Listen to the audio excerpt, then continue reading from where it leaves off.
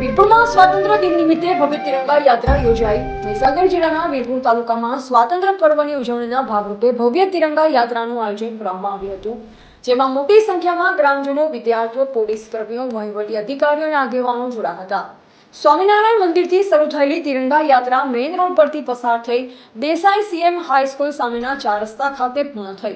યાત્રા દરમિયાન ભક્તિના નારા અને તિરંગાની આનબાન શાન સાથે સમગ્ર વીરપુર દેશ ભક્તિના રંગે રંગાયું. શ્રી વિવેકાનંદ વિદ્યા મંદિરના વિદ્યાર્થીઓએ વિવિધ પ્રકારની વેશભૂષા ધારણ કરી હાથમાં તિરંગો લહેરાવી ઉત્સાહપૂર્વક યાત્રામાં ભાગ લીધો.